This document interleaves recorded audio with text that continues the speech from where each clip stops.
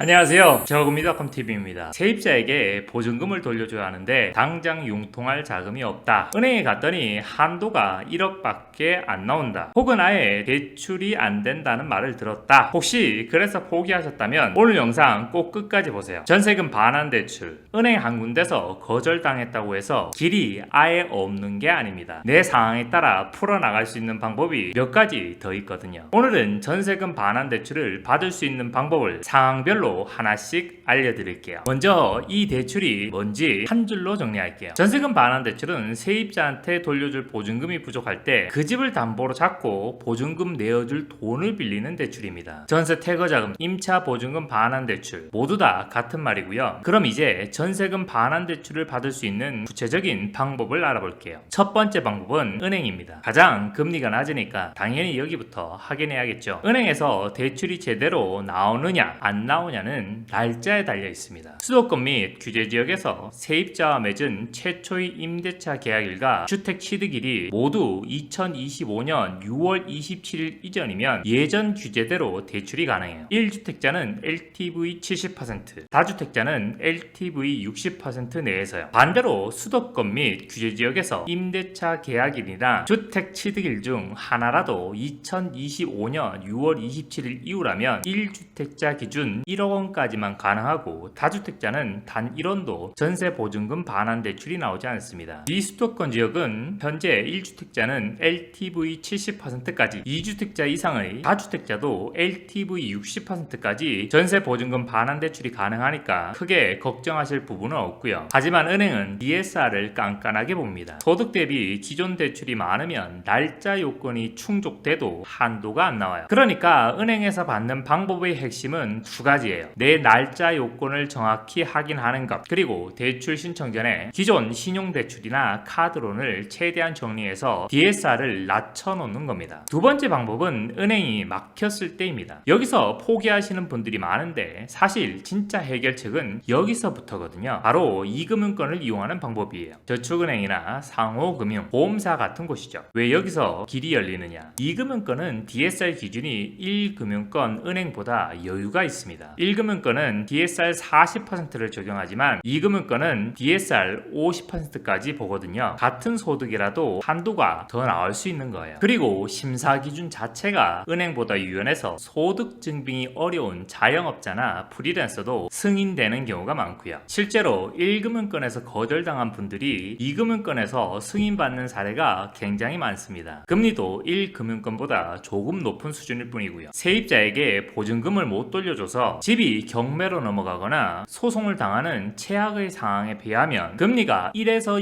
2% 정도 높은 것은 큰 문제가 아니죠. 중요한 건 이 금융권도 금융사마다 심사 기준이 다 달라서 어디가 내 조건을 받아주는지 정확히 찾는 게 관건입니다. 세 번째 방법은 잠깐만 버티면 되는 경우입니다. 이런 분들 정말 많아요. 새로운 세입자만 구해지면 그 보증금으로 해결되는데 지금 세입자가 나가는 날짜하고 새로운 세입자가 들어오는 날짜가 안 맞는 거예요. 몇 주 혹은 몇 달의 공백이 생기는 거죠. 일반적인 경우라면 그냥 전세 보증금 반환 대출을 받아서 보증금을 돌려주면 돼요. 그런데 가계대출 규제로 인해 한도가 안 나오는 상황이라면 주로 사업자 담보 대출을 우회 수단으로 많이 활용하세요. 저는 단기간이라면 대출 해소의 위험성이 있는 사업자 담보 대출보다는 P2P 대출이나 3금융권 담보 대출을 활용하는 게 훨씬 안전하다고 생각해요. P2P 대출은 쉽게 말해 인터넷을 통해 자금을 투자할 사람과 빌릴 사람을 바로 연결해주는 합법적인 금융 플랫폼이에요. 3금융권은 정식으로 등록된 대부업체를 말하고요. 대출 기간을 3개월, 6개월 단위로 짧게 설정할 수도 있고 중도 상환 수수료가 없는 곳도 많습니다. 심사도 빨라서 이사 날짜가 코앞이라면 하루 이틀 안으로 처리해주는 경우도 많고요. 금리는 다소 높은 편이지만 두세 달만 짧게 쓰고 새로운 세입자 보증금으로 바로 상환한다면 실제 부담하는 이자는 충분히 감당할 만한 수준입니다. 자, 그리고 여기서 솔직하게 하나 짚고 넘어갈게요. 앞서 말씀드렸던 사업자 담보 대출을 통한 우회 방법에 대해 조금 더 설명드릴게요. 사업자 등록을 내고 사업자 담보 대출로 전세 반환 보증금을 마련하는 방식인데요. DSR이나 LTV 규제를 받지 않고 한도도 높아서 실제로 이렇게 진행하시는 분들이 꽤 있고 저희 쪽으로도 문의가 정말 많이 와요. 오랜 실무 경험상 이 방법은 억지로 진행하려면 할 수는 있지만 추후에 리스크가 따를 수 있어 권해드리는 방법은 아니에요. 만약 전세보증금 반환 대출에 대해 더 궁금한 점이 있으시다면 언제든 아래 연락처로 문의해주세요. 업무시간 중에는 유선전화 1670-8831로, 업무시간 이후에는 카카오톡 아이디 머니7000을 추가하신 후 문의 남겨주시면 최대한 빠르게 답변 드리겠습니다. 지금까지 저금리닷컴TV 임동원이었습니다. 감사합니다.